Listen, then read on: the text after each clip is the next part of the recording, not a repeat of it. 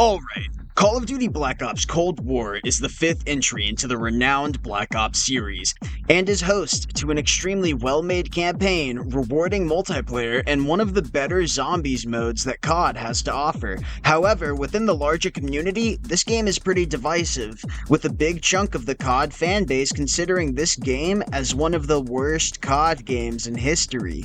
In this video, I'm going to discuss a few different aspects of the campaign, multiplayer, and zombies modes from Cold War, as well as try to pinpoint exactly why people hate this game so much and why those people are dead wrong. Anyways, quick intro aside, let's just dive right into this crap. Some U.S. intelligence analysts believe America is already in a state of war with the Soviet Union. Are Soviet spies living among us? 52 American citizens have been taken hostage at the American Embassy in Tehran. An unnamed White House official claims that a Cold War disaster could be just around the corner. So, Black Ops Cold War released on November 13th, 2020, being the first COD to release during the wild and wacky COVID-19 pandemic, and at first, it was very well received, being praised by the community. But, as the months progressed, many people began to turn against this game for one reason or another, but I'm getting ahead of myself. Before I can talk about why people hate it, I gotta talk about why I love it. So, starting with the short and sweet campaign. The campaign in this game acts as a direct sequel to the original Black Ops 1 story. This campaign, albeit short, is one of the better COD campaigns I've experienced, with fast-paced and action-heavy missions, enjoyable cutscenes, fun new characters, and a very well-written storyline. I'm going to briefly describe the first mission, but I'll avoid talking about most of the campaign as I don't want to spoil it for anyone who hasn't played. Anyhow, you start your first mission in the shoes of a fan-favorite character, Mason, though you won't play as him for long. Regardless, this mission acts as your reintroduction to Woods and your first intro to Adler. You're informed of two men linked to a bigger operation and are tasked with tracking them down one at a time, ending the first sequence by either releasing your first target, capturing him, or killing him, depending on the choice you make. Personally, I capture him during all of my playthroughs.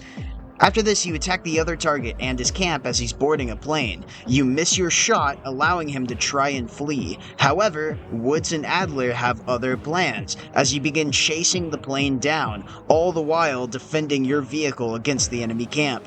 Eventually, you send out an RC and blow up the plane's landing gear, causing one of the best crash sequences in all of COD.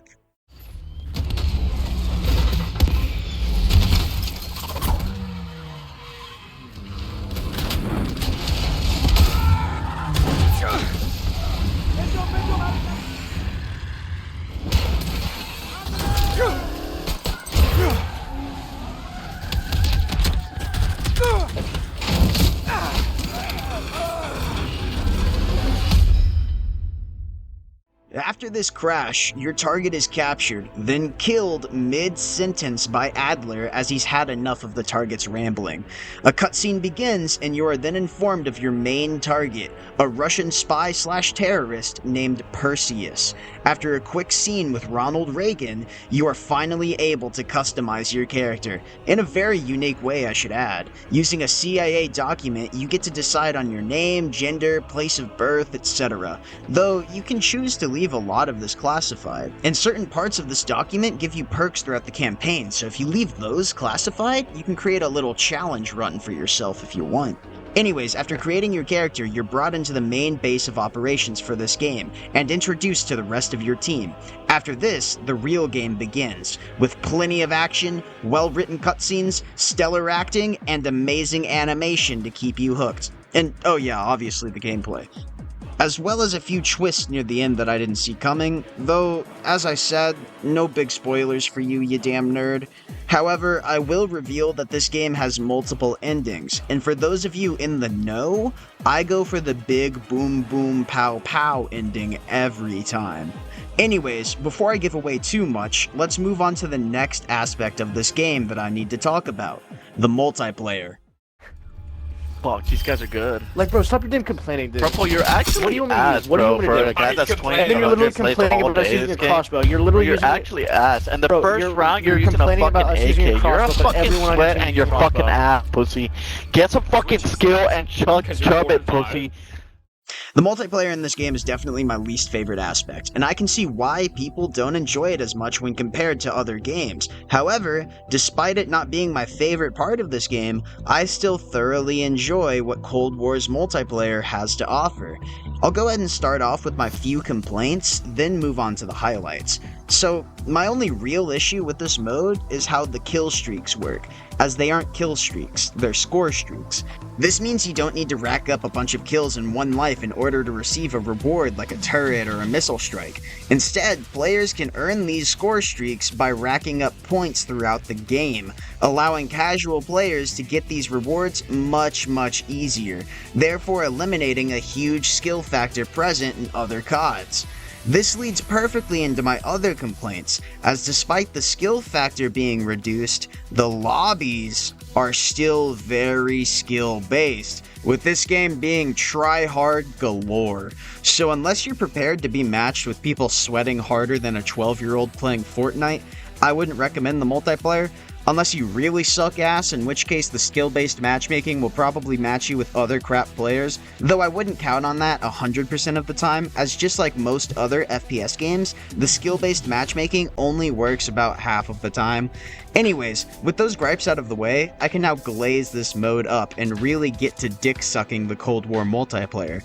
Aight, so I'ma just talk about my two favorite game modes and leave the rest to you, though a lot of what I have to say about these two modes applies to most of the other multiplayer modes as well. Okay, let's go ahead and start with my favorite mode, Hardpoint. Hardpoint is a tried and true mode, present in every COD game. If you aren't familiar, then let me break it down for you. So, there's a point that two teams will fight over, trying to gain control over the point. And after a set time limit, the point will move to a random position on the map, causing the two teams to switch up strategies and think on the fly. The winner is decided when one team reaches a set score, or when the time limit runs out, then whoever has the highest score wins. This mode is pretty damn hard to fuck up, so as you'd expect, it's just like the previous game's Hardpoints in terms of gameplay, with no major changes outside of the kill streaks being score streaks, but that applies to all of the modes in this game, sadly. Other than that, this mode is just a better looking and more optimized version of the previous COD game's Hardpoints. Pretty simple. If they screwed this mode up, then it's time to give up on COD.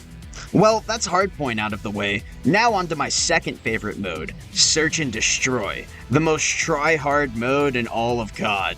And just kidding. Search and Destroy, for those who don't know, is literally just the bomb mode from Counter-Strike or Valorant.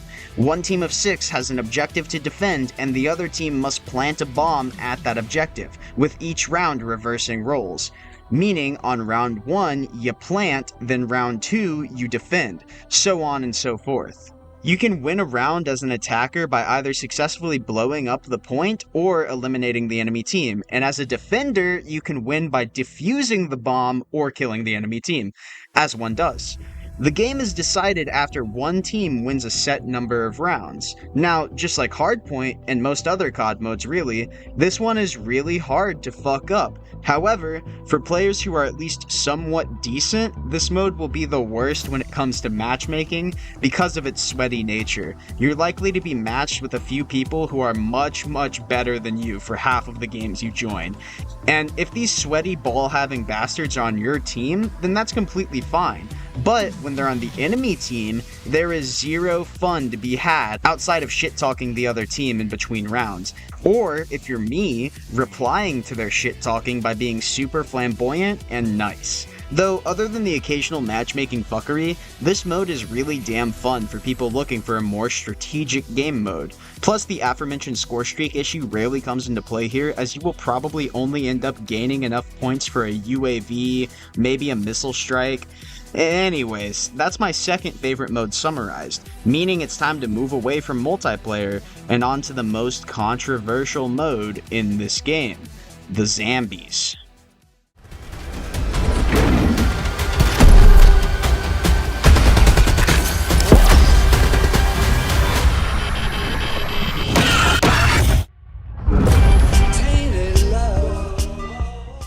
Alright, the Zombies mode in this game is in my personal top 3 when it comes to COD Zombies modes, with Black Ops 3 being my number 1, BO2 being my, well, number 2, and Cold War being my number 3.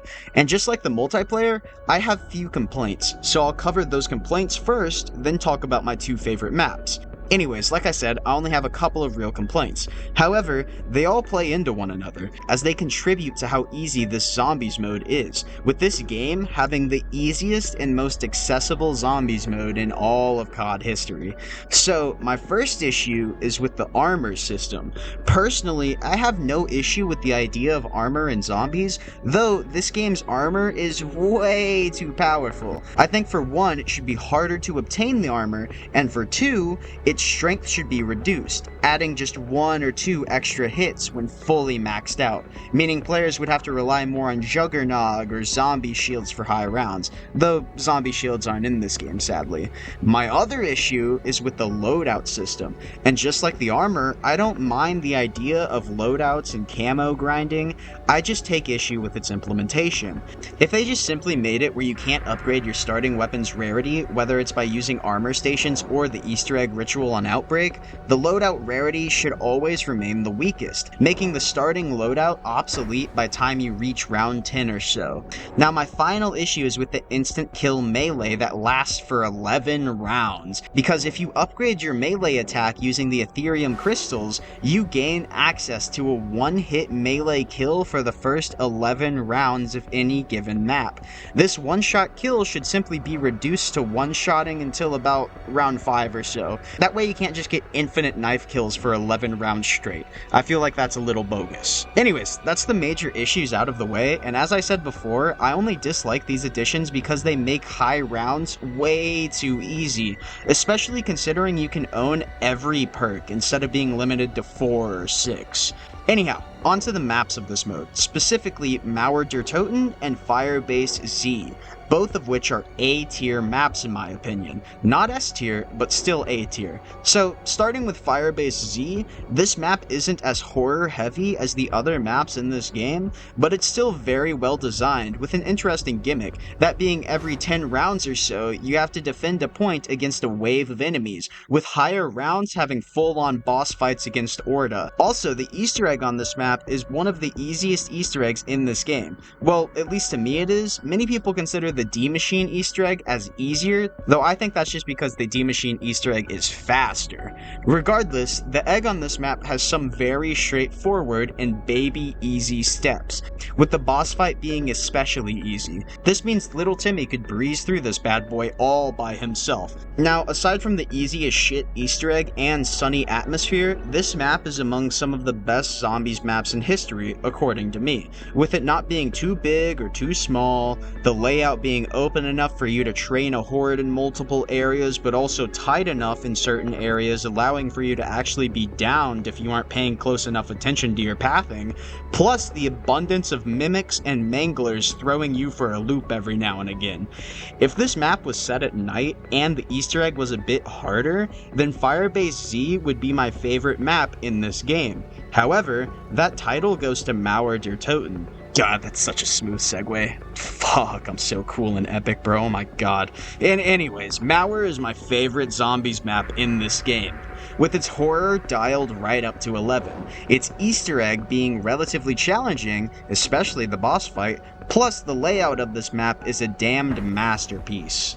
Mauer is the only map I've bothered to grind to round 100 on, not because it's the easiest for high rounds, but because, in my opinion, it's the most fun for high rounds, with the wonder weapon of this map being the best Cold War has to offer, unlike Firebase, which has the worst wonder weapon in the game. Shit, dude, I almost consider this map on the level of Shadows of Evil my favorite map of all time, and I would personally put it at the top of A tier, tickling the taint of S tier, if I were to plug it into my own personal tier list of every COD Zombies map. If the Easter egg on this map was just a little more entertaining and better written, and if this map had a fun cast of characters like Shadows, then it would easily be my second favorite map of all time, though sadly that isn't the case. Despite that, this map still beats out most other Zombies maps in history, again according to me, with only the best of the best beating it, and with that, I'm done highlighting my favorite aspects of Cold War, and it's time to finally move on to why I believe some people hate on this game so damn much. Without further ado, let's get this shit. So, I believe all of the Cold War slander can be attributed to 3 big factors. Number 1, misinformation. Number 2, gameplay changes. And number 3, nostalgia. Now, let's start with the misinformation side of things. So, when researching people's complaints about the game, I kept coming across the same types of issues. One of the biggest being people's misunderstanding of what the Cold War Zombies mode entails, with quite a few people being under the impression that the entirety of Cold War Zombies is Outbreak based, with the Outbreak maps being a complete departure from what people are used to when Zombies is brought up, as Outbreak is a more open world mission based type of Zombies mode, with less focused on round based survival and more focus put onto missions and open maps. Now if this were the case, I would agree with the haters, but it's not. It's only a small portion of the Zombies mode that you can ignore entirely if you so choose. The only reason I ever play Outbreak is to do the Easter eggs. Other than that, I avoid this shit like Dragon avoids Luffy. Yeah, that's a One Piece reference. Sue me, asshole. Anyways, it's beliefs like this one that I see a lot of. People seeing one aspect of the game they don't like and attributing that to the entire game. Just like Black Ops 6 and Liberty Balls. Instead of acknowledging that it's only a smaller piece of a much larger puzzle. Other than score streaks, you can be mad about score streaks. I allow that. But only that. Now, it's time to talk about the next big reason people hate on Cold War. The gameplay changes. And this one I understand. If you absolutely hate the idea of kill streaks being replaced by score streaks or the Zombies mode being the easiest in the franchise, then I get it and I don't blame you. But that doesn't mean you should dog on other people who do enjoy it. Other than the people who actively hate on those who like this game, I understand fully why you'd be turned off by the accessibility of it all, especially if you're someone who doesn't care for casual play. So if this is your only reason for disliking Cold War, then okay, I agree with you and I respect your opinion. Carry on, gamer. Now with that totally buttery smooth segue, let's move on to the final reason some folks hate this game. Nostalgia. The exact same reason each new release is hated by 1/10 of all fans. Pure, unadulterated, man, baby, bitch, baby, boy nostalgia. People remember the good times they had in previous games, and when they play those older games now, it fills them with the same childlike wonder they had when they first played it. But no matter how hard they try to capture that same feeling, it can't be captured in any of the new releases, therefore making every new game a pile of dog shit to them. Like, dude, yes, objectively, Black Ops 3 is the best COD game, and Black Ops 2 made all of our childhoods great. But that doesn't mean you should cloud your judgment or hate each new release because it doesn't make you feel the same or it doesn't look the same. Like, come on man, Cold War is without a doubt a good and worthwhile game, albeit a little too easy. Just because your monkey brain isn't sending you as much serotonin when you play it doesn't automatically mean it sucks. It just means you're hardwired to enjoy your first experience with something more than what comes after that first experience. And that's okay. That's human. But that doesn't mean every subsequent release fucking sucks, and it doesn't give you the right to trash Cold War or the people who really like the game. Like, let's be honest, the only COD game you're allowed to trash as hard as you want is Vanguard. Fucking all my homies hate Vanguard. I don't think many people disagree with the fact that Vanguard's not one of the best games ever made. I think this is my favorite Call of Duty Zombies game they've ever produced. Shut up! Alright, jokes aside, that's about all I have to say on COD Cold War without making this an hour-long video. Everything else in this game is up to you to judge. However, if I were to give it a rank out of 10, it would get an easy 8 from me, with Black Ops 2 being a 9 and Black Ops 3 being a 10. And I mean, that's about it for this video, I guess. If you disagree with anything I've said or have any other thoughts, leave it in the comments. Also, if you enjoyed this, then maybe you'll enjoy our other content or our Discord server, linked in the description. Though, if you really enjoyed, then maybe you could consider liking, subscribing, I don't know, some of that shit. Anyways, that's all for me today. Merry Christmas, happy birthday, and goodbye. Mwah.